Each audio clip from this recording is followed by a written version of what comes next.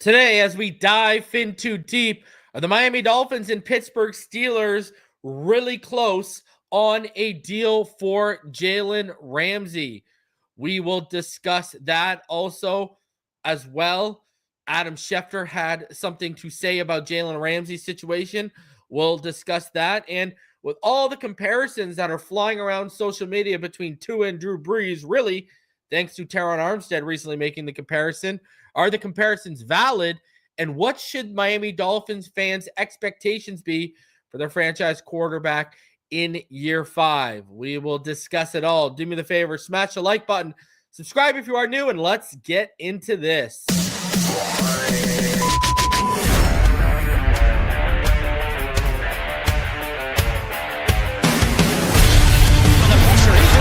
Loses the football. Touchdown! Got it! You have got to be kidding me. Jalen Waddle has a Dolphin touchdown. And he will score! Field down the near side, man open. Touchdown!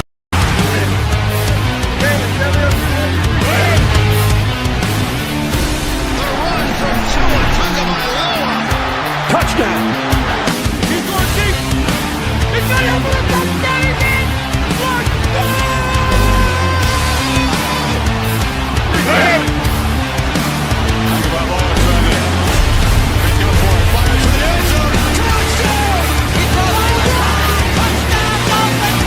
Beautiful day to be a Dolphin fan.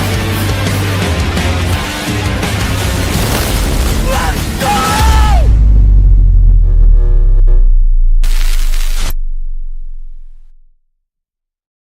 You're listening to Fin Too Deep. Tua back to throw. Blitz coming. They get to him. No, he takes off running. And he's in. Touchdown, Miami. With the 6th pick in the 2021 NFL Draft, the Miami Dolphins select Jalen Waddle. Giving you unfiltered, informed, and controversial takes on the Miami Dolphins and the NFL Draft. Here's Reason and Neal. What is good, Fin Nation? What's good? It's your boy Reason, and we are back here for another one, joined by Neal today as we dive into deep. Neal, OTAs are over. We are inching towards training camp, which is about a month and a week away from starting up.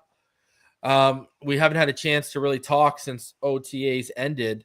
What were your feelings on how OTAs went? What were the impressions you got?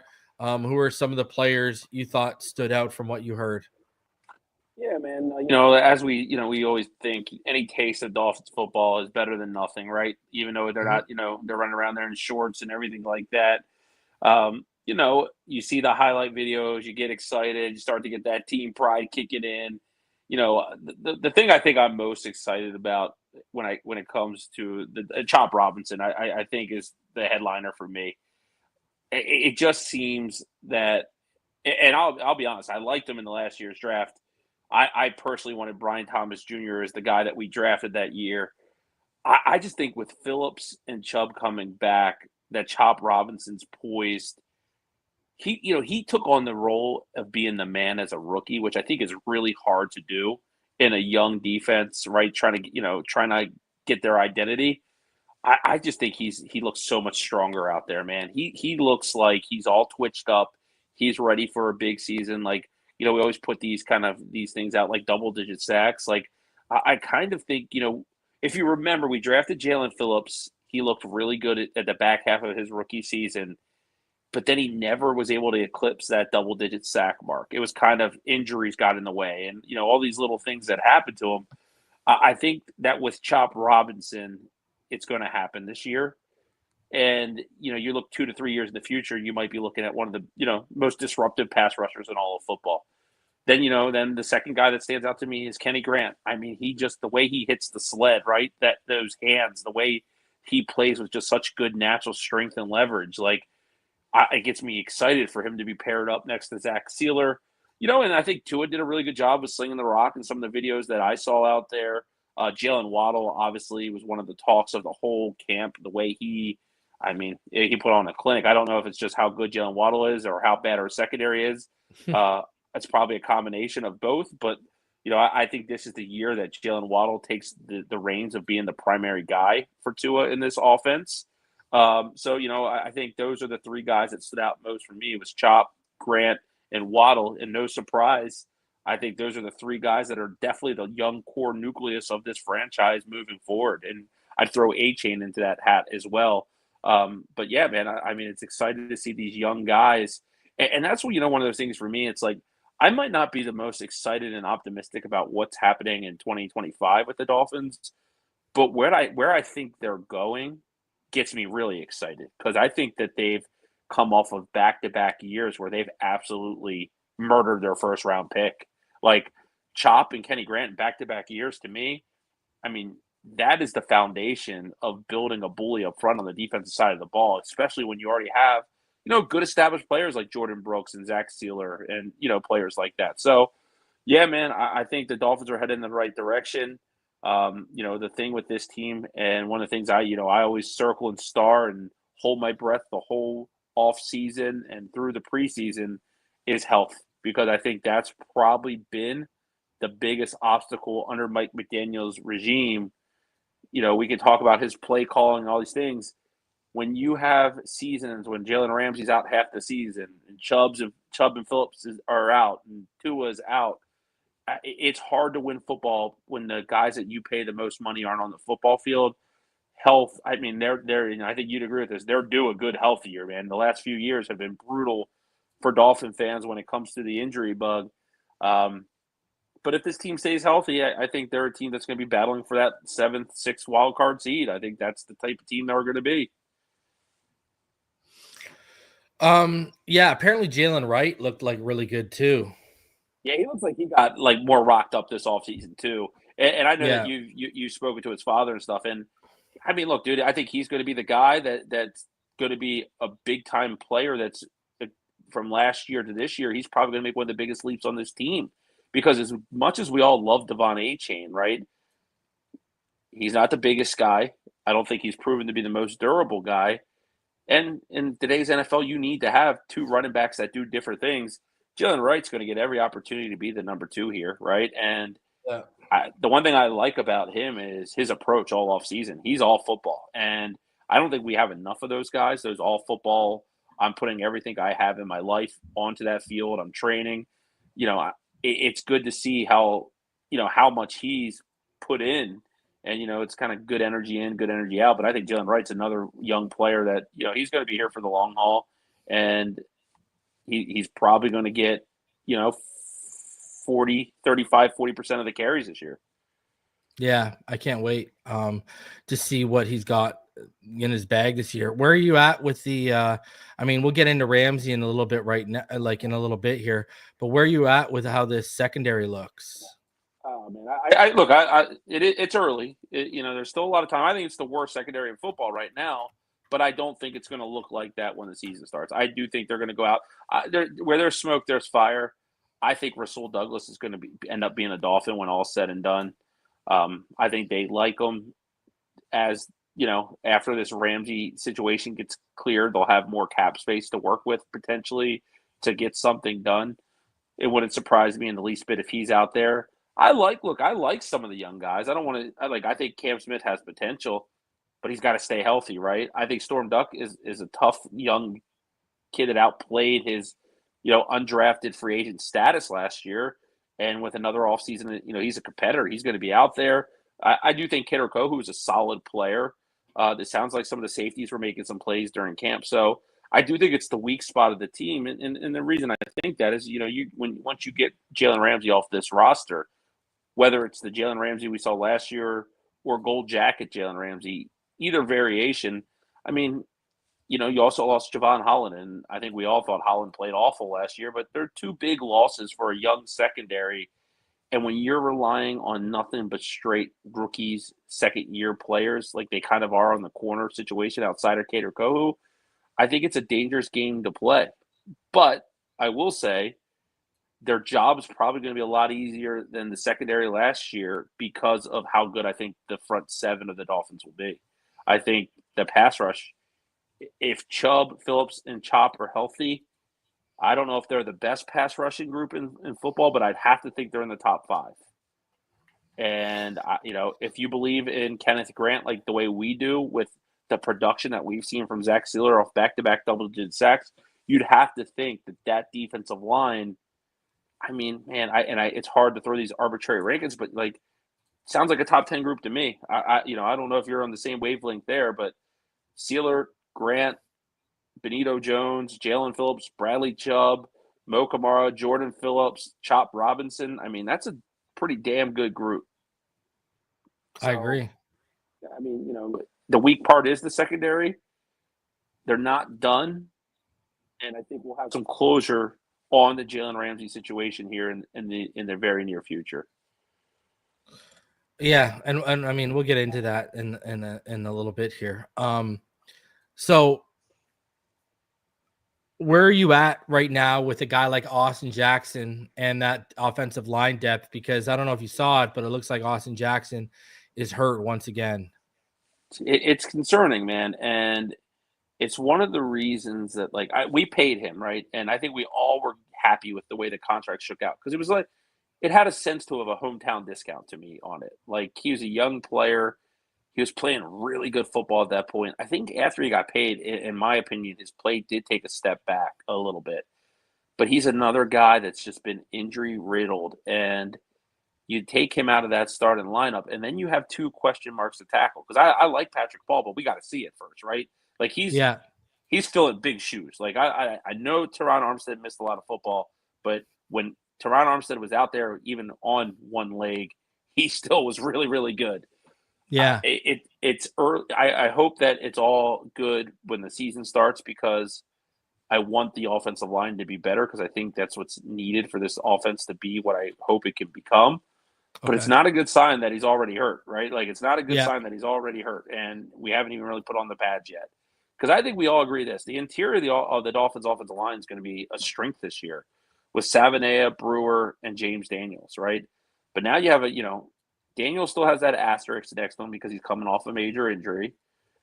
You have, Jonas Savanea is a rookie, even though I think he's going to play really good as a rookie. Mm-hmm. But Austin Jackson's supposed to be that veteran out there, right? That's carrying the line right now. And that's concerning. And that's where, I know that he said he's not playing this year. And I had heard that the Dolphins were sniffing around Jedrick Wills. I think when some of that $22 million that they have after Jalen Ramsey is traded, one of the first things I'm looking to do is, what veteran offensive tackle can I get in here? They need a veteran guy, and I think they need a veteran guy that can play on the right side, actually. To answer your question fully, I'm more concerned, I think, about Austin Jackson through the course of the season than I am at Patrick Paul at this point. That's a good point. I mean, I've said this over and over again. The guy's hurt more than Tua. Right. If you're afraid, if Tua worries you, you must be deathly afraid of a guy like Austin Jackson. And, they've been working Keon Smith at guard. I'm not I had Jedrick Wills on my free agent target list because I would prefer him over our options right now too. I mean, from Ryan Hayes to whoever you want to name, I'm not very overly comfortable with the tackle options in Miami right now at backup. In terms, I'm not really overly happy with the depth overall. Like, I don't want to see Eichenberg if someone gets hurt, or someone like that. Yeah, or Larry Borum, right? Right. Well, I'll say this though. I like with Austin Jackson, I think it's pretty easy for the Dolphins to move on from him here in the immediate It's not, future. Bro. It's not. They restructured. They his deal. restructured him. That's right. They restructured and dude, you know what's worse? Have you looked at how much he's making? Bucks. No, buddy, they're on the hook for like $16 million next year because of the restructure. Yeah, the restructure added $7 million. I'm pretty sure as well. And now it's up to it's $16 million cap hit. That's crazy, bro. For a guy who's hurt more than your quarterback. What? I think we've all tried to become Austin Jackson fans because we are Dolphins fans, but we can't forget he's good in the system when he's healthy. But this is the guy we traded Minkah Fitzpatrick for, right? And this is the guy that we didn't give him a 4th-round pick when we could have got Tristan Wirfs for. That is what weighs on me a little bit, is that, he's still young. He's a good player. I don't think he's a great. I think he's probably in the 13th to 15th best right tackle in football when he's playing at his strength, which I'm good with. But man, you can't help the club from the tub. He's got to, he's got to get tougher. He's got to be tougher and stop getting 110%. these nagging injuries, because it's a bad look for him, and it's a big year for him and this whole 2020 class. And we've already let Noah Igbenogany go, right? Rightfully so. It's just one of those things that, like, I feel like whenever the Dolphins try to find a solution to the offensive line, something that's supposed to be a constant becomes a problem. And it's just, now it's Austin Jackson. Kind of sucks. I want to see what the gravity of these injuries are. His ass better be out there when the bullets start flying, or then I'm going to have some serious concerns. Get ready for the concerns, dude. Like, I don't know what else to say. No faith, right? It's hard to have faith in him. It is 110%. I don't know, man. I think it's absolutely. I think, if you're not going to restructure Tua, you shouldn't have restructured this guy. That's at least my opinion on it. I don't know where you're at with it, but that's kind of how I feel with it. I've always kind of, in a way, been ready to move on from Austin Jackson, if I'm being honest. Like, he earned his extension because he was playing amazing at a point. I think he really regressed pretty quickly after that, and then he was hurt a lot. And like you said, like, you just can't count on him being out there anymore. And yeah, the only thing that will give me, I think the Dolphins are going to be in the offensive tackle market for sure in the offseason, probably, or in the draft next year. It's an awesome group. But, like, it sucks that they restructured them, because I do think they could have got out after this year. If not, we're probably going to have to deal with them for another couple years here. But, man, that's unfortunate. And that's one of the things I hate about training camp and all the off season, is that these little injuries pop up. And for some reason, as a Dolphins fan, it seems like these things linger into the season, and then a question mark we didn't see coming is there come September. Yeah. It's always a fun time to be a Dolphin fan, bro. You never a dull moment. Over 300 of you in the chat right now. Smash that like button. Subscribe if you are new. All right, let's start to get into this, and let's start with what happened last night. This tweet from good old Pretty Ricky, and I'll bring the tweet up on the stage right here for people to see. And he said, Ricky, the so-called insider, was yelling Ayuk to the Steelers was a done deal, but his reputation on it, huge risk. He's doing like a Trump impression. Total fake news, didn't happen. But hey, he's wearing a red hat now, my kind of hat, great hat. Maybe he's turning it around. Ramsey to the Steelers, hope it's true. If he's wrong again, disaster. That's what he said regarding it. Now, I talked to Ricky yesterday after he tweeted that, and Ricky basically told me, when we had a little bit of a discussion here, that he thinks the Ramsey to the Steelers is pretty close. And he said it sounds like that is where he's going, and he heard that was the destination last week.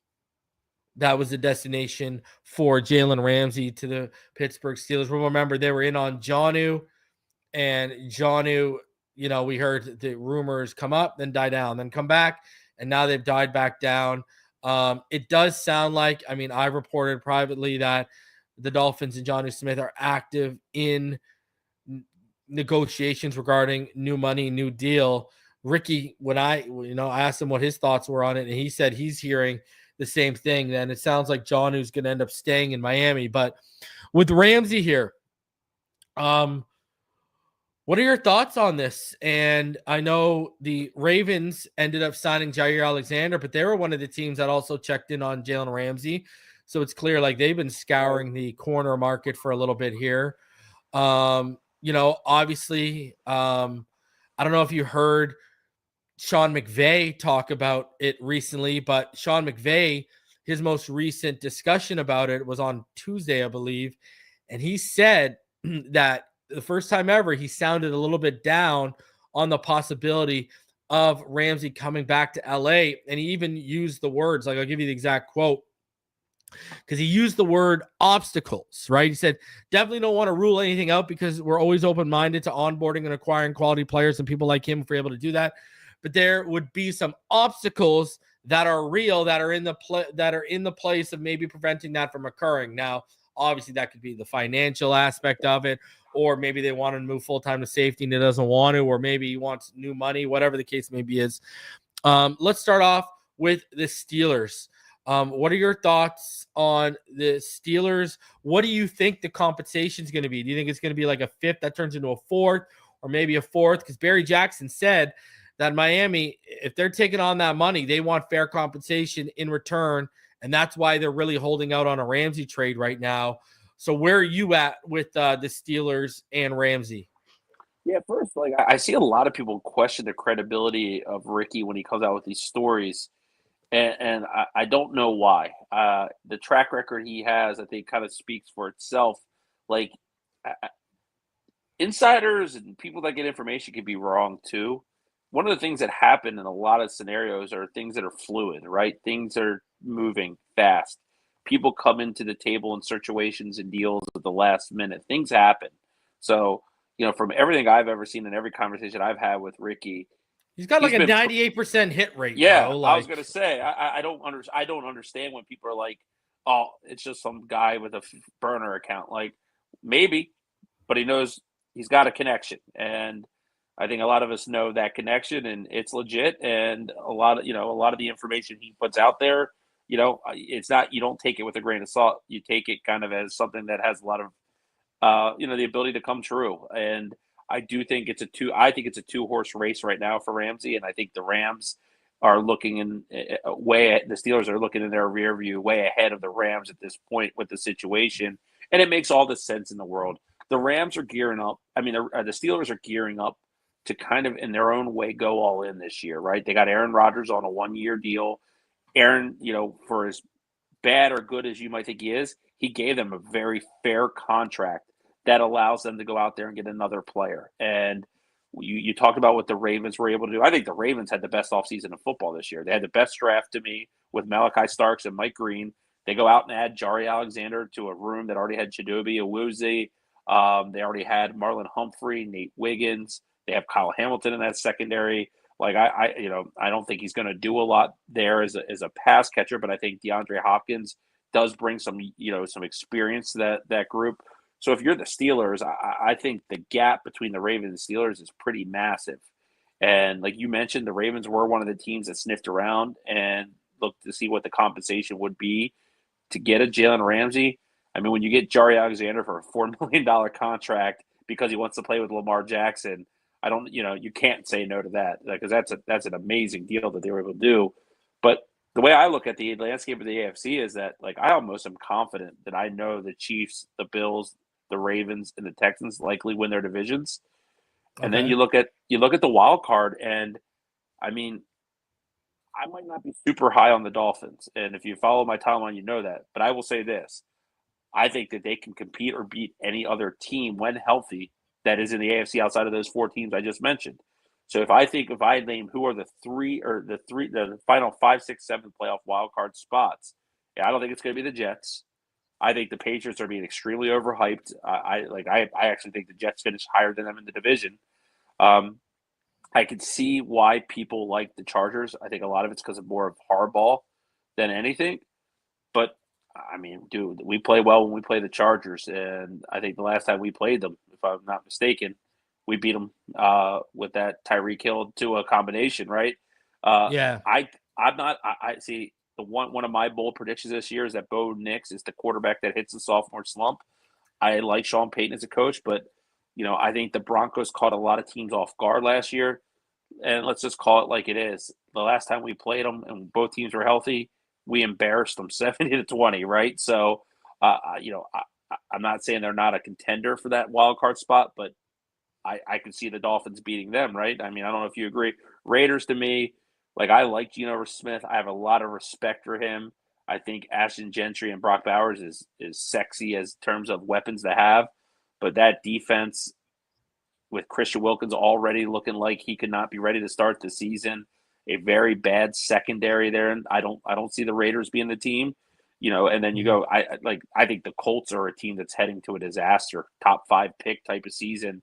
Anthony Richardson seems all but done already. I think Daniel Jones is going to start more games than Richardson this year, and I think the Colts are going to be in for a rough season. Jacksonville's Jacksonville. Trevor Lawrence is the coach killer. Not a lot of people call it out for what it is. He's a coach killer. The Jags are the Jags. They don't scare me. I think the Titans got the right pick with Cam Ward. I don't think that the Titans are going to be contenders. They're going to be top 5 pick next year to me. And then you get to the North. The Browns are going to be the door. They're going to be the kind of the doormat in that division. I love Joe Burrow. I think him, Jamar Chase, and T. Higgins is probably the best passing combo in football. That defense sucks. And their first round picks not even going to camp and might hold out and go back into the draft. Right? That's crazy, eh?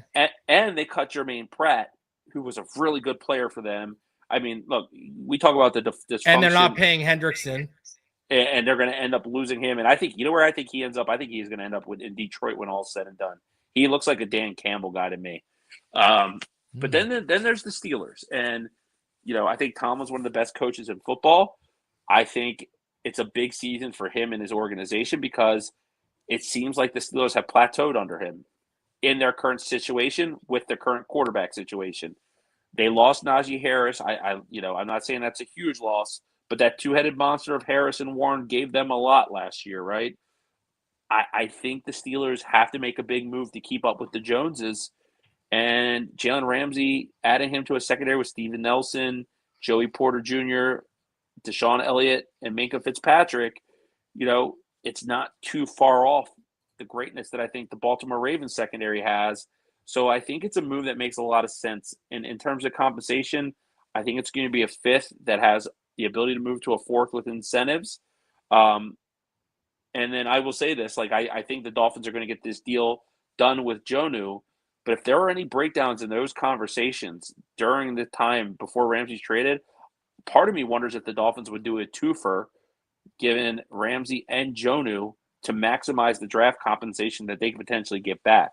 So I think, if they can find a deal in the $10 million a year range with Jonnu Smith, and there's, synergy on both sides, I think that could happen. But if there's a breakdown in talks, it wouldn't surprise me in the least if the Steelers said, we'll eat that contract in its totality, we'll beef up our draft pick, throw in that tight end.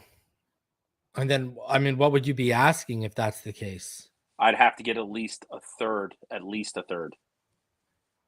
In that case. I think Jonnu Smith. I'll say this. I think Jonnu Smith is a big-time player for the Dolphins, meaning without him, you might have the worst tight end room in football all over again, right? With Julian Hill, Pharaoh Brown. Jonnu Smith was great for the Dolphins last year. He had one of the best individual tight end performances we've seen in decades. I think he can do it again. And I think if this Dolphins team, the way they're designed right now, wants to compete, they need every bit of Jonnu Smith as well. So I personally wouldn't do that. I'd be good with the 4th for Ramsey. I'd be good with the 5th. Getting him out of here.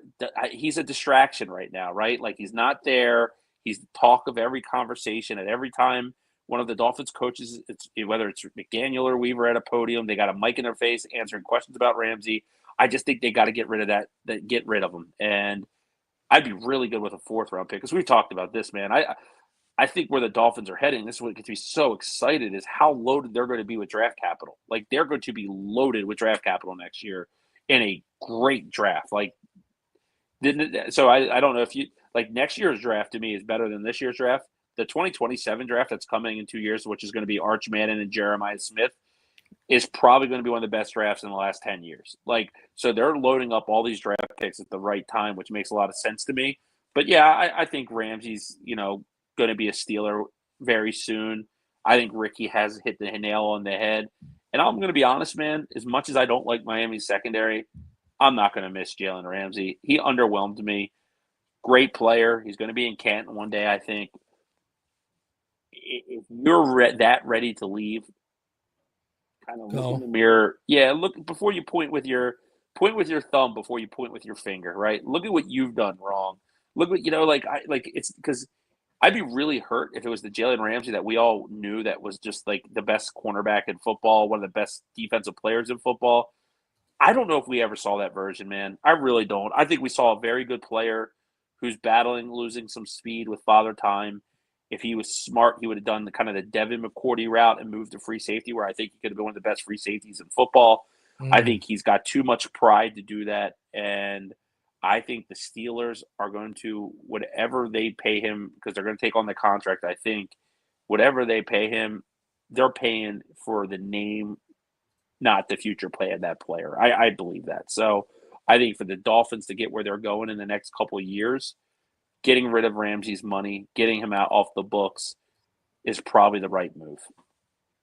Yeah. Are you agree with that? Like, are you with like good riddance to Ramsey? I mean, if you don't want to be here, what's the point? I mean, you don't want to be here. It is what it is. Obviously, this isn't the most ideal time to move off of him due to the fact that, we're so depleted at the position. I'm not in the camp of, I know some people want us to get like Darnell Washington back in the deal. I don't want anything that's going to affect the draft pick. You know what I mean? And I think he's underwhelmed there. It's just funny. It's funny, Reason. And I'm ecstatic with Kenneth Grant and Jonah Savanea. But you and I were also two guys that were like, let's get Will Johnson on this football team. And what I have heard is that incredible. I've heard he's incredible, bro. I've heard Arizona thinks they got the steal of the draft with Will Johnson. And, they did. And they probably did, right? And that's where it's like, we talked about Jedi Barron potentially at 13. And, I tried to come to terms with it. I like Jedi Barron. I thought Will Johnson was head and shoulders the best corner in this draft class without question.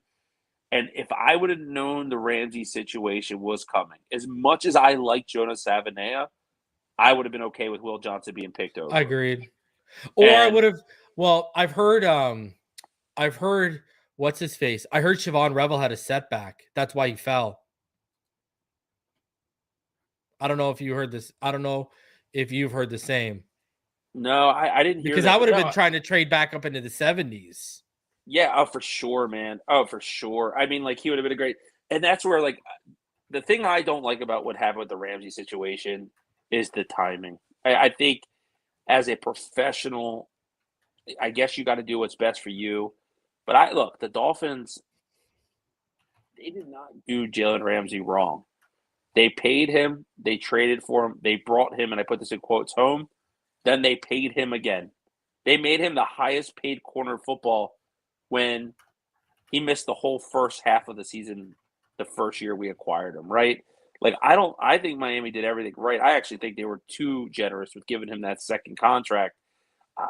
I don't like that Ramsey put the Dolphins against the wall right now the way they are. I will say, though, you want to change my tune about the Dolphins this season, you get a Rasul Douglas and Asante Samuel, and you've drastically improved that secondary. Yeah.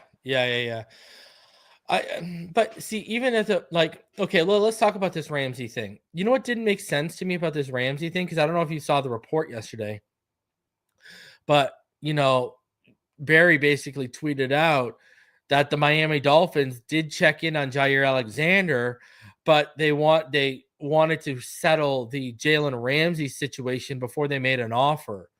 How much sense does that make when they made an offer to Rasul Douglas when Jalen Ramsey was still in the building? Like, you have about $13.5 million in cap right now. It's going to go up to about 23 after you release him, because that's like another $9.9 million on top. Neal, how much money was Jaire Alexander asking if they're okay with offering a contract to Rasul Douglas? But Jaire, they said, well, we want to wait till Jaylen. That tells me, Neal, what I'm sure we all thought. There was no $4 million for 1 year with $2 million of incentives deal going to be taken in Miami by Jaire Alexander, which is what he took in Baltimore, right? Yeah, and I heard he actually took a deal that was significantly lower than a team, and that Schefter team reported that too. Yeah. The team from what I heard was the Buffalo Bills. I think he took less to play with Lamar Jackson, which makes all the sense in the world. That's what Schefter reported, that he took less money that was out there to come and play with Lamar. Oh, did he say the Bills too? Or He did not say the Bills, Oh, so okay. that you're breaking that. That's yeah, I think it was the Bills, and they were the two. If you remember, they were the two teams that like looked at trading for him at last year's deadline too. So it's nothing earth shattering, but like he was. I mean, to get Jaire Alexander for $4 million, that's because the guy wants to go chase a ring and he wants to play with his boy, and like that. I look. If he stays healthy, that's a different story. I'll say that I would have loved to have Jaire Alexander for the Dolphins, but where the Dolphins are heading, I don't think it's the right player for us. I don't. He would have been all right, but we would have been, if he missed 7 games next year, we would all be frustrated. It would be like the damaged goods kind of thing, you know. But I don't get that either though, because it's just like it just shows me, even though I didn't really want him that much, but like how they pursue Nick Bosa, they're kind of doing what the Orioles do in baseball, which is like they pursue the big name players, but they never come close with the contracts. So they sit there and tell their fans, "We tried," and then it's like, "Yeah, nice effort." You know what I mean? I think the guy they really want's Rasul Douglas. And that's the guy they want. That's all they're going for. And I do think it gets done. It's because we're here. It's already almost July. If he doesn't have a home by August, right? Like he wants to make money. Well, he turned down the contract we offered to him. Then, like 2 days later, didn't he go visit the Panthers and leave without a deal? Yeah, didn't get a deal. Right. So, and I don't know if you heard, Adam Schefter reported also that the Miami Dolphins have been active in discussions with other teams around the NFL regarding Ramsey, but Ramsey's contract may need to be revised before a trade is even materialized. Well, here's the question for you, because I think the answer. Hold on. I'm not done. Neal, if that's the case, and you knew this was a situation in February, shouldn't you have revised it in February to trade him so he would have been tradable, pre-June 1st, so you could have moved the money out and dove into the free agent market a little bit? I don't know. Of course you should have. We've said this. We like how Greer drafts. We like how he goes out and gets big players. I think when, how, and where to play players is not a strong point, right? Like that's where short too, right? Yeah, that's where they struggle. But like, if you told me that the Steelers would give us a 3rd round pick if we ate half of that $9.9 million, I'd do it in a second. Yeah, I would too. Because I think $5 million in cap space this year for the Dolphins doesn't mean as much as having would that be your third round pick next year? Yeah. Well, you know what's nice though, Neal? Like, okay, so let's say you're right, and they get only about like $4.5 million of relief. So that still takes it about $18 million in cap. If they surprise us, Neal, all right, like let's say, you laid it out why we should start out 3-0. Like, hold on. Yeah, hold on. The Bills are the 4th game, right? The Bills are the 4th game? Yeah, they're the 4th game. So you laid it out why we should start out 3-0. So let's say we start out 3-0. Let's say we go into Buffalo and you get the Tua we got in Buffalo last year, or you get the Tua we got in 2022 in Buffalo, and then the defense and special teams show up a little bit, okay? Let's say we win in Buffalo, all right? All of a sudden now, okay, let's say we added Rasul Douglas, so we still got about $14-ish million, all right? And that's being conservative because I don't think you should be paying anything more than 2 or 3 for this guy. But let's say now you got like $14 million. All of a sudden, Neal, do you start thinking, okay, maybe we don't roll over that money and maybe we get active at the trade deadline? Depending where you are, right? And like that's where it is interesting to see, because in that scenario, Greer would make a move. If he had the move to make, he would make it. Like I'm confident of that. It is. And that's where maybe getting all the money, all 9.9 is really appealing, is then you're not restricted to go get anybody. Because I'll say this, in any world that I could get a guy like Trey Hendrickson, I don't care about anybody. Like, give me Trey Hendrickson. Like, I'll figure out the rest. You know what I mean? Yeah. So there's like ways that you could go out and get someone big for the future and the present. So I think that is definitely something that Greer will do. But like you got to think about it right now. Like, I know we don't know what Stephen Ross has going on in his head, but this is my hot take for this football season. The 3 people in the NFL with the most pressure on their shoulders this year, to me, are Mike Tomlin in Pittsburgh, Lamar Jackson in Baltimore, Yeah, because there's no excuses, after if they don't win this year, And then the combination of Mike McDaniel and Tua Tagovailoa. Like, I think that is it. Yeah, because I think I really, and I don't want to make this like a Ravens thing, but I think Lamar and the Ravens have 2 more years of this window where Lamar, just getting a little older, is going to lose some semblance of that speed. And once he does and has to transition to a pocket passer, I think the drop-off is going to be massive. I think he's going to go from being the best player in football to being like, holy shit, we got to get out of this quick. And with all due respect to Derrick Henry, a player I respect the most in football, a lot of tread on those tires, another year older, a lot of carries under your belt. Like, I think this is the Ravens. They have Travis Jones, Mark Andrews, Isaiah Likely, Tyler Linderbaum, all unrestricted free agents next year. Jaire Alexander as well. You can throw them all on there. Like, they're going to lose good players. Like, I think this is the last year that right now, with the way their regime is tailored, they have to make a run. And then with Buffalo, I think it's a little different, because I'll say this, and this is where I separate Josh Allen as a little bit better of a player for me than Lamar Jackson is. I don't think he has anywhere near the supporting cast that Lamar has, and he plays better in the postseason. So I think the Bills have a little bit more sustainability with their thing. And then, the Chiefs, like, they're back. They're going to be one of the teams fighting for that spot. I will say this, though. Like, I think that the best thing for the Chiefs to happen this year was probably a guy like Travis Kelce to retire, right? Like, a guy whose best football is probably behind him. I think they're going to fall to the third team in that AFC this year. But, I think McDaniel and Tua are going to be under the gun. And while I think Chris Greer is safe, and it's a good segue into our conversation about Brees and Tua, the reason I think this is the crossroads because of everything Drew Brees was able to do from this point forward, right? Like, this is when I remember. Yeah, year 6 is when he won his first. Right, 6 years. Yep, year 6. And I remember, because I was such a Drew Brees guy, I wanted him over Jamar Fletcher in that draft so bad. Yeah, he was a stud. I remember, I think it was Sports Illustrated had their mock draft by Dr. Z, and he had them get Drew Brees, and I was like, that was when you read it and you thought it was going to come to life, and I was all excited. And then we had the second shot at him and dropped the ball. Right. And it was Jamar fucking Fletcher. And then Dante Culpepper. And then you picked Dante Culpepper over him. Right. Oh, my God, man. And like, what do you remember that SI cover, Neal? Speaking of SI, do you remember that SI cover where they redid the Saints picture to the Dolphins picture? Yes. Yeah, and I'll be honest, I wanted. And didn't Saban want him? But it's the medical staff stepped in and said no. Like, oh my God. And at that time in that era, Dante Culpepper was probably one of the biggest free agent busts the Dolphins ever had.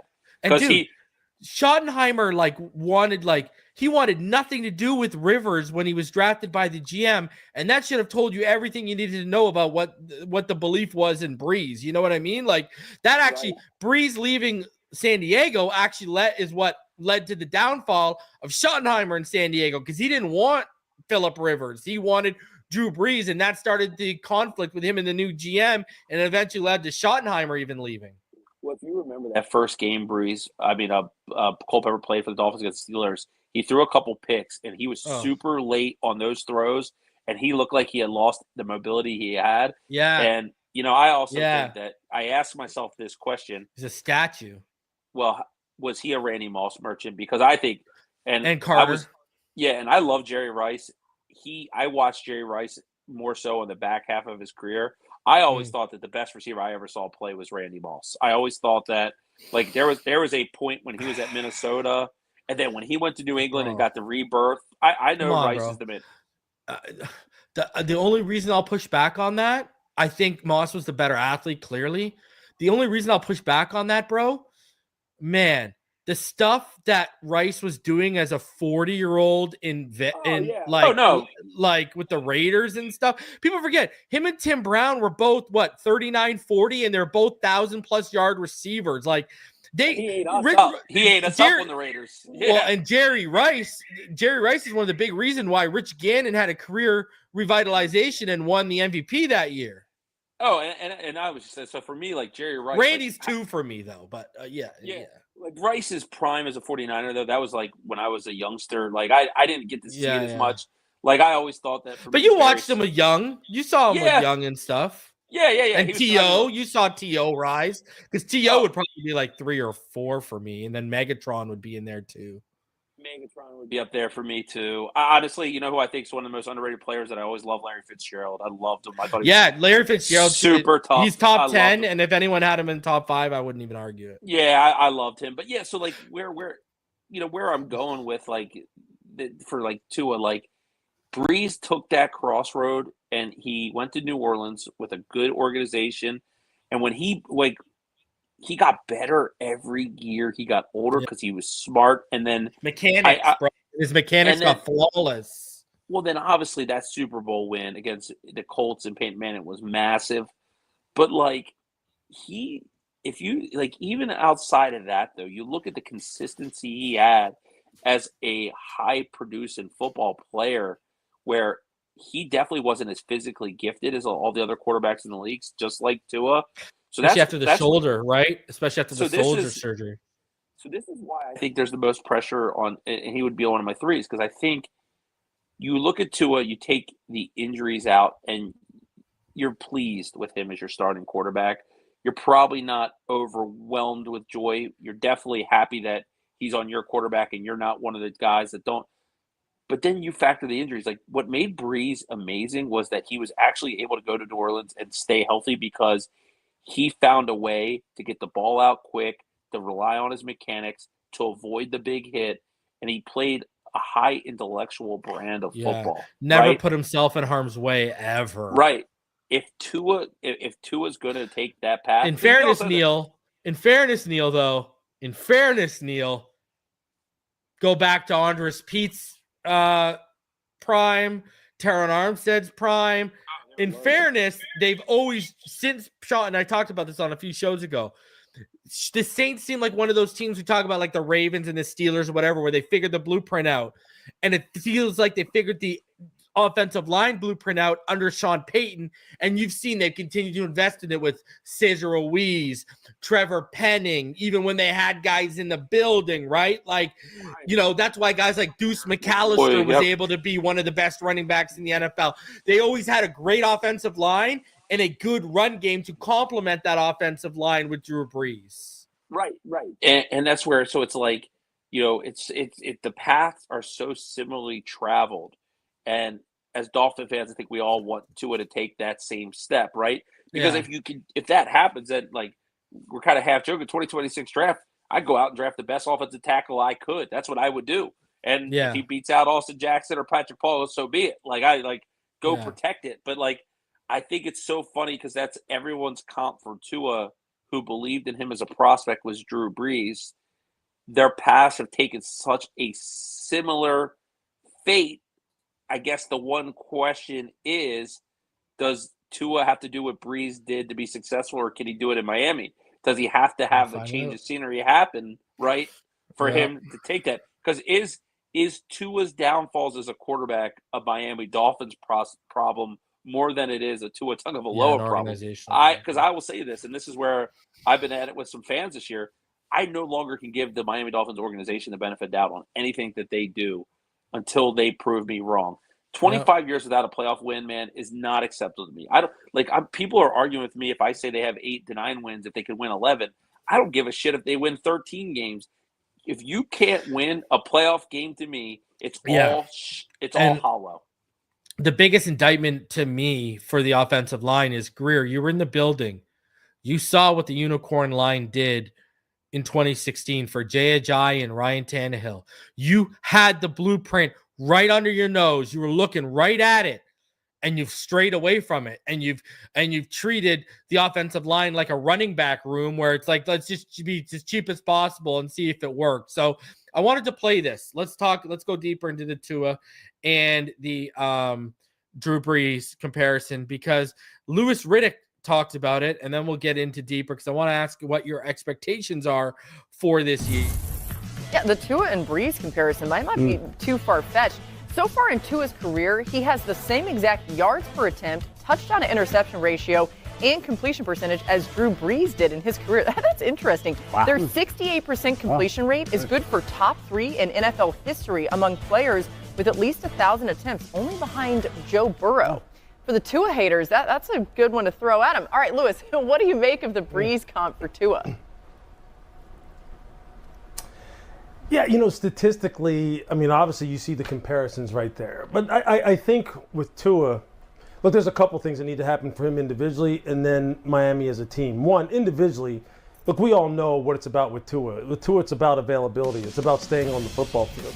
It's about making better decisions when he's in harm's way, and he's mentioned that. He knows the importance of him staying available for this football team, first and foremost, because if he's available, you know what he can do. The stats bear it out. Now, Miami overall as an organization, what do they need to do for Tua in terms of helping him and helping this football team ascend, so where people just don't zero in on him all the time and blame him for all their shortcomings? It's this. What did Drew Brees have when he was in New Orleans? Yeah. He really had one of the best offensive lines in football, especially when you're talking about the interior. Okay? He had Carl Nicks and Jaire Evans, who were two of the baddest dudes that have ever played in the league as far as guards are concerned. Yeah. Well, Miami's tried to fix this offensive line this offseason. An offensive line that was bottom quarter of the league in run block win rate, pass block win rate. They were terrible on third and short. You know why? Because Mike McDaniel didn't want to run the football on third and short. He always had Tua trying to throw the football. So they never were able to really establish an identity that they needed to establish to take some of the pressure off of him. This cannot be a throw it all over the yard type of offense, because eventually it's going to catch up to Tua. Yeah. They better be able to become more diverse like they were in New Orleans under Sean Payton and Drew Brees. And if they can do that, I think Miami will get what they want. It starts up front. It starts with Tua keeping himself healthy. And most importantly, it starts with Mike McDaniel helping Tua out a little bit with a more dominant run game. So, I mean, Riddick makes the points that we were just talking about the offensive line. And I think that, the 1 year, Neal, Tua stays healthy, he leads the league in passing. We have that explosive run game for the first 8 or 9 games of the season. Obviously, then injuries stacked up on the offensive line. Raheem Mostert didn't have a 100-yard rushing game after Wynn went down. We saw the cracks start to happen. But if we would have had that consistently through the rest of the year, we probably don't fall apart in December, even with a few of the injuries we had on defense. But, even diving a little deeper here, man, I mean, obviously, now let's go into their first 5 seasons. Neal, you saw that the completion percentage right there for Tua in his first 5 years is 68.1%. What if I were to tell you that Drew Brees' completion percentage through the first 5 years was only 62.2%? What if I were to tell you that Tua had a better record through their first 5 years, 38-24 compared to 30-28? Tua has almost, he has about 3,200 more passing yards than Brees had in those first 5 years. He's averaging more yards per attempt. He's averaging more yards per game. His yards per game is actually 242.3, and Drew Brees was 209.3.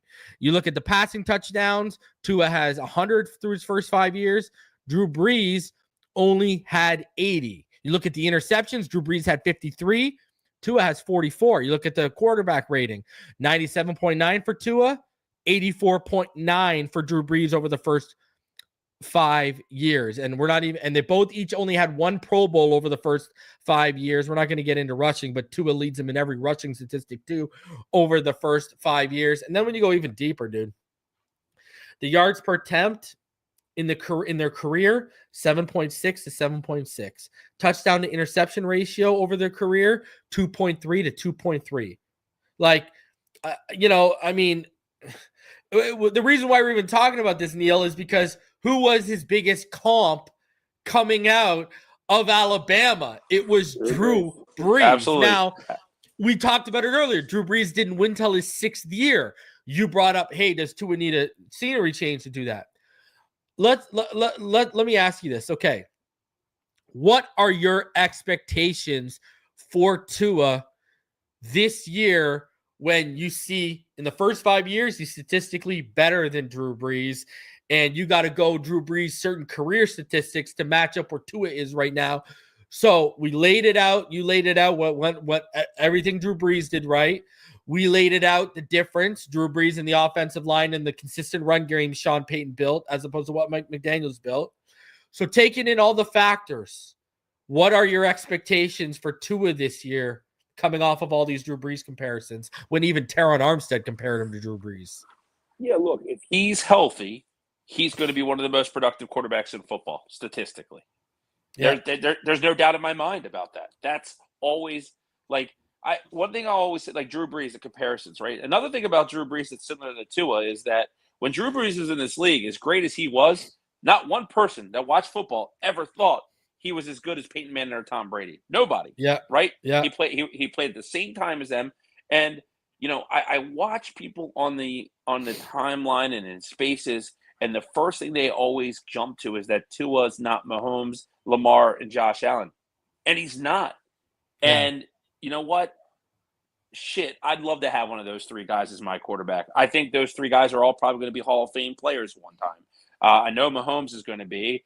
I think Lamar and Josh Allen are both, and Mahomes are three of the best four. But even the guys football. You named, Brady and Manning, weren't dynamic as those guys you are naming right now. Right. Yeah. So what it means to me is that it's not about what you don't have. It is about what you have. Right.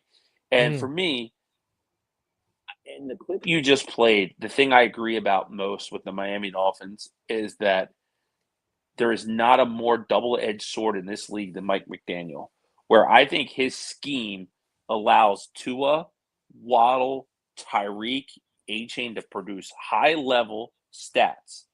But I also think his stubbornness to run the football has put this team to fail to hit expectations, and I think he's exposed Tua to taking big hits. Yeah. And a lot of people are like, "Oh man, you're making an excuse for Tua." No, I just did a mock draft this week with the Dolphins taking Lenore Snellers. My boy. I'm saying that if Tua doesn't play,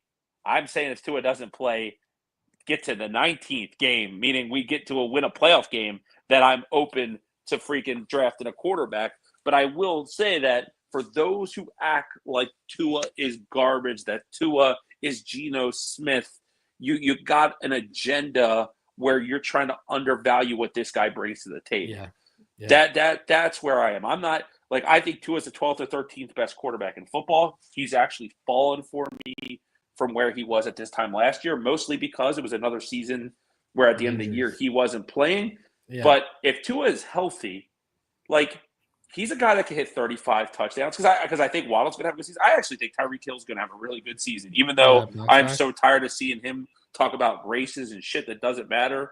But I still think, and if they keep Jonnu Smith and Waddle, Tyreek, and Jonnu and A-Chain are healthy, I think he gives Tua every environment to be as successful as possible, considering the offensive line isn't a complete dumpster fire. And I think the interior, I think, is a strength.